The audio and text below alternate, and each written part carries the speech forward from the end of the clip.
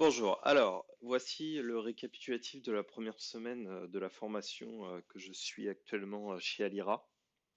Alors, pour rappel, je vous renvoie à la première vidéo faite la semaine dernière pour comprendre un peu le contexte et globalement mon niveau de démarrage lors ce que j'ai rejoint cette formation.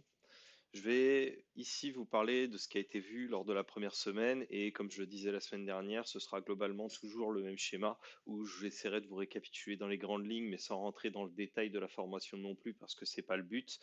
Qu'est-ce qu'on y fait globalement, ce qu'on peut y apprendre et aussi surtout qu'est-ce qui aurait pu éventuellement être rajouté et tout du moins d'une manière subjective puisque tout le monde n'aura pas forcément le même point de vue. De la même manière, je me concentre encore une fois uniquement sur la partie développeur. Je n'aborde pas la formation des consultants et la formation de finances décentralisées pour lesquelles je n'ai pas d'accès et donc je ne peux pas vous en dire plus.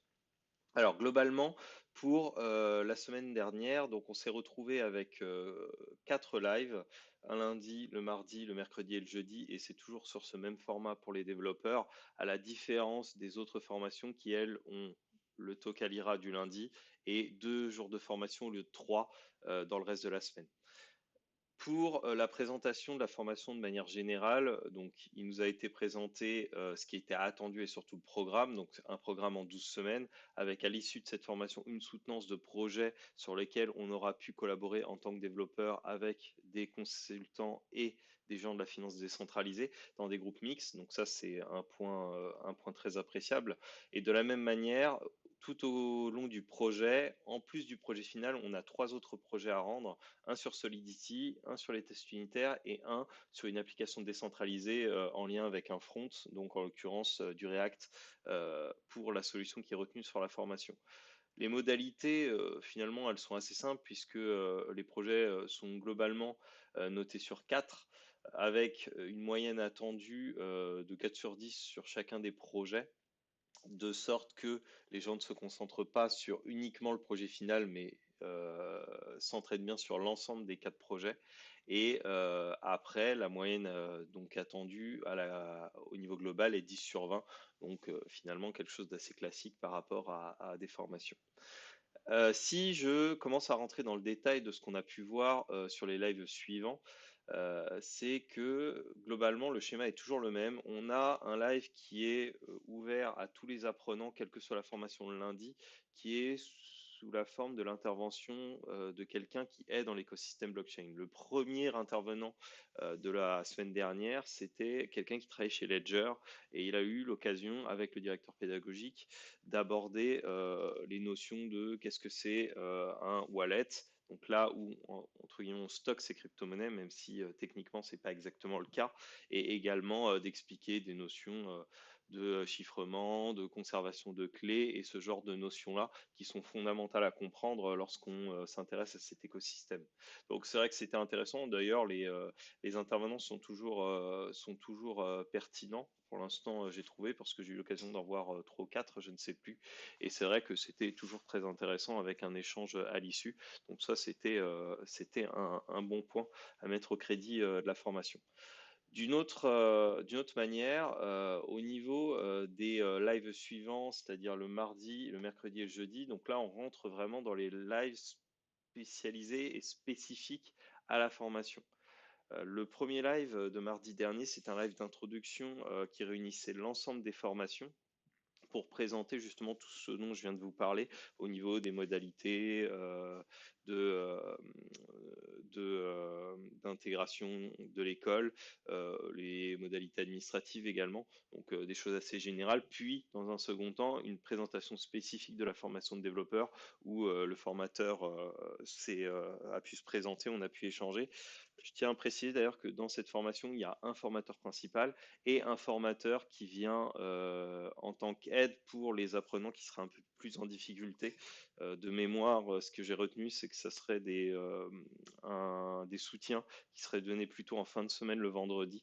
Mais l'avantage qu'il y a, et c'est un point que je tiens aussi à signaler, c'est que dans la formation, je trouve qu'il y a une assez bonne émulation entre les élèves et que dès qu'on pose une question, en général, que ce soit le formateur ou un autre élève un peu plus avancé, a toujours une réponse à donner ou une aide pour faire progresser. Donc ça, c'est également un point qui est assez positif, puisqu'en fait, j'ai pu connaître déjà des formations où on avait un peu l'impression d'être un peu laissé dans son coin, malgré le fait de poser des questions et de ne pas trouver les réponses parfois, non pas satisfaisantes, mais au moins juste une réponse. Alors, ça n'empêche que, comme dans tout cursus d'apprentissage du développement, il y a une grande part de recherche personnelle qui est demandée, et c'est normal parce que la vie du développeur, c'est un peu de passer sa vie sur Google, Stack Overflow et autres, mais c'est vrai que c'est quelque chose d'appréciable d'avoir un moyen d'échanger avec d'autres personnes et des gens assez motivés a fortiori, puisque ça, c'est très important. Alors, en revanche, le premier bémol que je mettrais sur la formation, c'est que ça commence de but en blanc sur vous expliquer ce qu'est Bitcoin, ce qu'est Ethereum, ce que sont les preuves de travail d'enjeu. Mais lorsqu'on s'intéresse un peu plus à l'aspect technique, euh, il est vrai que j'ai trouvé que ça pouvait manquer détails d'explication sur la manière dont fonctionne le chiffrement. Et ça, c'est à mon sens un peu dommage parce que c'est fondamental et c'est ce qui sous-tend tout le reste. Si on ne comprend pas la notion de chiffrement, la notion d'algorithme, euh, de, euh, de cryptage et autres, alors on peut ne passer à côté de beaucoup de choses dans l'écosystème, à savoir de bien comprendre ce que sont des clés privées, publiques et autres. Donc, pour essayer de résumer ça, j'ai essayé d'en faire un récapitulatif. Et d'ailleurs, c'est par ça que je voulais commencer. C'est qu'il y a pour moi un ouvrage qui est assez fondamental et que j'invite tout le monde à consulter. C'est l'ouvrage qui s'appelle Le guide d'autodéfense numérique. Vous l'avez ici. Vous voyez un ouvrage qui est disponible en ligne à l'adresse guide.boom.org. Vous tapez sur n'importe quel moteur de recherche, vous tomberez dessus. Le guide d'autodéfense numérique, ça se présente comme ça. C'est un ouvrage qui est en ligne, qui est en licence libre, donc vous pouvez l'imprimer vous-même. Vous pouvez même l'acheter chez n'importe dans des grandes surfaces. J'avais trouvé le mien à la Fnac. Et c'est un ouvrage qui va vous récapituler globalement tout ce qu'il faut savoir en termes de base sur la sécurité, la gestion des données et ce genre de choses. Vous avez une partie qui concerne le hors connexion et une partie qui va concerner tout ce qui est en ligne. Et c'est assez bien fait puisque les deux parties se renvoient l'une à l'autre et vous explique en détail euh, comment est gérée la mémoire dans un ordinateur, comment se protéger sur Internet, comment vous allez pouvoir utiliser un réseau de routage en oignon type Tor ou un système de virtualisation de système d'exploitation type Tails. Donc, avec des notions parfois un petit peu poussées qui sont pas forcément connues de beaucoup. Je pense notamment à la partie sur Tails, puisque si vous voulez, c'est un système d'exploitation qui peut se mettre sur une clé USB et qui sera de type flash, c'est-à-dire que dès que vous aurez retiré la chose de la mémoire virtuelle de votre ordinateur, que vous aurez déconnecté votre clé, vous repartirez avec un système neuf. Donc, bon, c'est des choses avec des usages très spécifiques. Voilà, pour vous dire que là-dedans, si vous vous intéressez un peu à tout ça ou vous cherchez à découvrir, ça peut être vraiment une bonne porte d'entrée parce que je sais que j'y ai compris beaucoup de choses. Bon, très rapidement, ça se présente comme ça, hein. Vous voyez, il y a beaucoup de notions qui sont abordées, les traces sur Internet, les logiciels malveillants, les illusions de sécurité. Et il y a notamment une partie que je vais essayer de vous résumer ici, si jamais ça peut vous intéresser. C'est toute la partie qui va concerner la cryptographie et le chiffrement. Alors, si on essaye de regarder un petit peu quelques notions de chiffrement. Donc, dans l'ouvrage, il vous précise que le chiffrement, c'était globalement interdit au grand public jusqu'à la fin des années 90. Et en fait, le fait que ce soit ouvert au grand public, c'est surtout dû au développement des systèmes de paiement sur Internet, qui sans ça auraient été compliqués à mettre en place parce que par définition, on n'aurait pas pu protéger les données, notamment les données bancaires. Alors, dans le chiffrement, il y a globalement trois choses qu'on va rechercher, une partie confidentialité, une partie authenticité et une partie intégrité. C'est-à-dire qu'en fait, on pourrait très bien n'avoir que la confidentialité et l'intégrité, ou l'authenticité et l'intégrité, ou bien les trois à la fois, ou bien aucune de celles-là. Mais dans ces cas-là, on ne serait pas sur du chiffrement. Ce qu'on entend par confidentialité, c'est d'empêcher globalement les regards indiscrets. On ne veut pas que tout le monde puisse accéder à des données. L'authenticité, ça va être de s'assurer de la source du message, c'est-à-dire que le message n'a pas été altéré après son envoi. Et l'intégrité va ici renvoyer au fait de s'assurer que le message n'a pas subi d'altération. Alors, pardon, je reformule. L'authenticité que le message provient bien du bon destinataire et l'intégrité que le message n'a pas subi d'altération. Voilà, c'est plutôt comme ça qu'il faudrait le formuler. Alors ici, on ne cherche pas vraiment à cacher les messages, mais bien à les protéger. Euh, il faut savoir une chose aussi, c'est que au niveau du chiffrement, on se parle bien de chiffrement. Alors ça, c'est un peu un terme technique, mais qui a son importance quand on veut vraiment être à cheval sur les notions. On parle plutôt de chiffrement que de cryptage, parce que en fait, le fait de dire qu'une chose est cryptée implique qu'on ne possède pas, ou à la limite que personne ne possède la clé qui puisse permettre de décrypter. Alors que dans le cadre du chiffrement, ça implique que quelqu'un possède la clé ou alors que soi-même on possède la clé et que dans ces cas-là, on est capable de lire la donnée. Donc voilà, ça, c'est pour ça qu'on entend en général, quand on parle de données cryptées, peut se faire reprendre par des spécialistes de la question par rapport à ce détail technique du fait de ou non qu'il y ait une clé qui permette de déchiffrer. La manière dont je l'ai interprété, c'est que par exemple, si je prends une clé et que derrière, pour fermer un coffre, je désintègre ma clé, bah, dans ces cas-là, je peux plus accéder au coffre. Bah là, ça renverra à cette idée-là, je pense, si on parlait de données cryptées. Alors, il y a effectivement quelques exemples qui sont donnés dans le livre. Vous avez ici ce qu'on appelle le code César, où on décalait de 3 lettres pour modifier un message. Bon, ça, c'est l'exemple qui est un peu plus connu au niveau de l'histoire, au niveau des chiffrements. Il y en a d'autres où, par exemple, on peut faire un décalage sous forme de colonne sur cette manière-là, la transposition par colonne. Voilà, ça, c'est des exemples de chiffrement, entre guillemets, assez simples. Mais quand on va s'intéresser aux notions de chiffrement en termes de messages ou de crypto-monnaie, alors dans ces cas-là, on passera sur des chiffrements via des algorithmes. Alors là, je ne vais pas rentrer dans le détail de quel type d'algorithme est utilisé de quelle manière, c'est juste pour avoir une première approche et un complément de ce qu'on peut voir chez Alira. Mais je pense que si cette partie-là n'est pas nécessairement bien comprise, le reste peut ne pas l'être non plus, parce que très souvent, c'est la base qui fait que tout le reste se construit bien.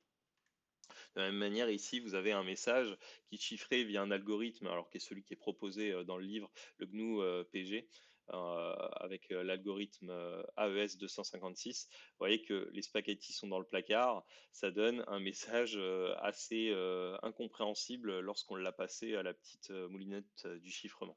Donc, ce qu'il faut voir, c'est que sans avoir la clé qui permette de décoder notre message, on ne peut pas retrouver l'origine. Il faudrait essayer tout un tas de combinaisons et ça serait relativement assez compliqué et surtout ça prendrait un temps virtuellement infini. On en reparlera lorsqu'on parlera du chiffrement au niveau de Bitcoin, entre autres, mais ce qu'il faut retenir ici, c'est que sans la clé, on aura beau avoir le point d'arrivée, on pourra difficilement connaître le point de départ. Alors, on saura qu'il y a bien eu un message, mais on ne pourra pas comprendre. Ici, vous avez deux petits schémas qui vous récapitulent un peu comment ça va fonctionner avec des messages. Donc ici, un message en clair qui est passé dans un algorithme de chiffrement qui, lorsqu'on lui applique une phrase de passe qui permet de verrouiller en fait toute la question, nous donne un message chiffré. Et à l'inverse, du message chiffré en passant par l'algorithme de déchiffrement et la phrase de passe, on peut le déchiffrer et donc retrouver notre message. Alors là, ce que vous avez là ici, et j'y reviendrai juste après, c'est ce qu'on appelle du chiffrement symétrique, puisque en général, la phrase qui va nous permettre de décoder notre message va être celle qui va nous permettre de l'encoder. Et donc, avec une seule et unique clé, on aura autant la fonction chiffrement que la fonction déchiffrement. À l'inverse de ce qu'on aura sur Bitcoin, là où on aura deux clés différentes entre une clé publique et une clé privée, mais j'y reviens. Dernière chose qui est assez importante, et c'est vrai que c'est un point où je me suis posé la question de savoir en quoi ça pourrait s'appliquer à Bitcoin, c'est qu'il y a un article du code pénal, et là encore une fois je renvoie à ce que nous dit le livre, l'article 434 15-2 du code pénal qui nous dit que ne pas communiquer les clés qui permettent de déchiffrer des communications est passible d'un certain nombre de peines. Et le refus maintenu peut alourdir les peines. Et c'est vrai que quand on y pense, on se dirait, est-ce que, par exemple, le déport de cette loi pourrait éventuellement conduire si l'on refuse de communiquer ces clés privées pour ces crypto-monnaies, se voir imposer des peines. Donc c'est vrai que c'est une question que je me suis posée, mais comme je n'ai pas les compétences légales pour pouvoir répondre à la question, si vous le savez, ça serait intéressant de se poser sur cette question parce que dans l'absolu, la loi ça évolue et on voit parfois certaines lois qui sont détournées pour d'autres usages que l'usage qui était prévu à l'origine. Alors, si je continue, vous avez donc une notion qui est assez importante, c'est la notion de chiffrement de bout en bout.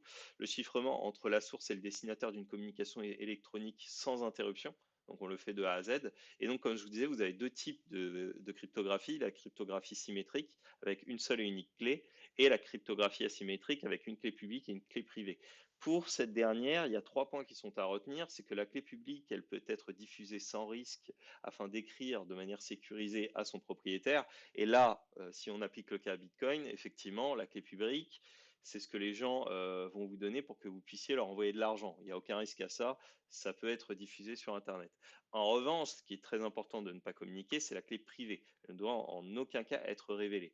Et ces deux clés, par contre, elles sont interopérables. C'est-à-dire que ce qui a été chiffré par l'une peut être déchiffré par l'autre et vice-versa. Et ça, c'est assez important parce que c'est des clés qui vont de pair. Avec l'une, on peut retrouver ce qui a été fait par l'autre. Quelques petits schémas, et là, pareil, c'est repris de l'ouvrage. Donc, vous avez ici une, une personne A qui souhaite envoyer un message à une personne B. Donc, elle applique sa clé de chiffrement pour coder son message. Et lorsque l'autre personne le reçoit, alors, avec la clé publique de la personne A, elle peut, via l'algorithme, décoder le message. Euh, En fait, ce qu'il faut juste retenir ici, c'est que la clé publique me permet de lire ce qui a été écrit par la personne qui a codé son message via sa clé privée, mais je ne pourrais en aucun cas me faire passer pour cette personne parce que la clé publique ne me permet pas de chiffrer quelque chose pour indiquer de manière authentique que je suis bien le bon auteur, que je ne prétends pas être quelqu'un d'autre que la personne que je suis. Et c'est pour ça que c'est fondamental, par exemple, avec un système comme les blockchains, c'est que à partir du moment où vous possédez vos clés, il n'y a que vous qui puisse intervenir pour, par exemple, envoyer des bitcoins, si on se parle de bitcoin. Et finalement, ça renvoie à cette idée-là, c'est que dans un cas ou dans un autre, seule la personne qui est détentrice de la clé privée pourra agir sur le message. La seule chose qui sera permise par la clé publique, ça sera de envoyer un message de décoder un message envoyé par le détenteur de la clé privée ou à l'inverse, de coder un message avec la clé publique de cette autre personne afin que seule la personne en question puisse lire le message. Puisque, rappelez-vous ce qu'on se disait, les clés privées et publiques peuvent s'entre-déchiffrer. Et donc, effectivement, quelqu'un qui possédera la clé publique ne pourra de toute façon pas déchiffrer ce que j'ai fait avec cette même clé publique. Seule la clé privée en sera capable. En fait, pour résumer un petit peu tout ça, vous avez ces deux dernières slides. Vous avez ici donc Betty qui signe un message, donc un message qui passe dans un algorithme de hachage qui donne une somme de contrôle. Et cette somme de contrôle, via une clé privée, va pouvoir être chiffrée et donner une signature numérique. Et c'est sur cette signature numérique en fait qu'on va se baser, puisque Alice, qui va recevoir le message de Betty, va comparer avec l'algorithme de hachage la somme de contrôle qui va être obtenue et va essayer de comparer la signature numérique reçue par la personne émettrice du message avec sa clé privée pour voir si les deux sommes de contrôle correspondent. Et si effectivement les deux sommes de contrôle correspondent bien, alors on peut estimer qu'on a bien un message qui a bien été envoyé et non modifié par l'émetteur qui nous intéresse. À l'inverse, puisque en fait, il faut bien savoir qu'avec les algorithmes, une même entrée donnera toujours une même sortie, mais une entrée modifiée à la virgule près ou à l'octet près donnera une sortie différente. C'est-à-dire que si j'écris A majuscule et A minuscule, j'aurai, via l'algorithme de hachage, deux résultats différents à la sortie. Par contre, si j'écris deux fois A majuscule, j'aurai toujours le même résultat. Alors, on pourrait avoir ce qu'on appelle des collisions où deux messages d'entrée donnent la même sortie, mais les algorithmes qui sont utilisés font en sorte que ce soit excessivement improbable de l'ordre du. Alors, j'ai pas les ordres de grandeur, mais c'est des ordres de grandeur tellement importants qu'on considère que c'est improbable. De toute façon, d'une manière générale, en informatique, quand on se parle d'aléatoire ou quand on se parle de, de hasard, on se parle toujours finalement de pseudo-aléatoire ou de pseudo-hasard en fait, puisque dans beaucoup de cas, quand on connaît les variables d'entrée, on peut en général déduire les variables de sortie. Mais ça implique de connaître la variable d'entrée et dans ces cas-là, c'est pas une information qui est disponible de tout le monde. Dans l'absolu, pour terminer avec ces notions-là, il est vrai que je trouve que cette partie aurait pu être légèrement ajoutée au cours, même si il n'était pas question ici de décrire chacun des algorithmes qui pouvaient être utilisés dans le protocole, dans les différents protocoles, mais au moins de faire une première approche sur la notion de chiffrement, ça aurait pu être intéressant. Alors, pour continuer et finalement, je m'arrêterai là après pour tout ce qui va être le récap de la première semaine. Ça va être juste pour une dernière chose concernant l'organisme de formation. Alors, comme je le disais, ce qui est assez intéressant, c'est qu'il y a une bonne émulation entre les différents participants. Alors, pour l'instant, les différentes promotions dev, consultants et finances décentralisées ne communiquent pas trop entre elles. Mais pour cette première semaine, on a déjà pu avoir l'occasion d'exposer des idées de projet pour voir avec qui potentiellement on pourrait travailler. Et ça, c'est plutôt bien parce que ça permet de prendre l'avance, de faire connaissance. Et il y a idées de projet assez intéressantes. Alors, ça reste ce qu'on va appeler des preuves de concept, mais ça a le mérite au moins de voir que les gens qui y sont plutôt des gens qui sont intéressés et pas des gens qui font ça un peu par dépit parce qu'il y a toujours malheureusement des profils comme ça dans certaines formations. On l'a sur une promotion qui fait plus de 200 personnes avec une soixantaine de devs de mémoire. On a quand même plus de chances de trouver des gens motivés que des gens qui font ça un peu par dépit, d'autant plus qu'on sait que le prix de la formation est quand même pas donné. Mais, euh, mais bon, pour l'instant, il est un peu trop tôt pour tirer des conclusions de cet ordre-là. Donc, la semaine prochaine, ce que je ferai, c'est que je ferai un récap globalement sur Bitcoin, sur Ethereum, sur les différentes preuves de concept. Mais voilà, je tenais à m'arrêter là pour cette semaine. Voilà, donc si vous avez des questions ou quoi que ce soit, n'hésitez pas à l'écrire en commentaire, à m'envoyer des messages et j'essaierai d'y répondre au mieux. Je vous remercie, à la semaine prochaine.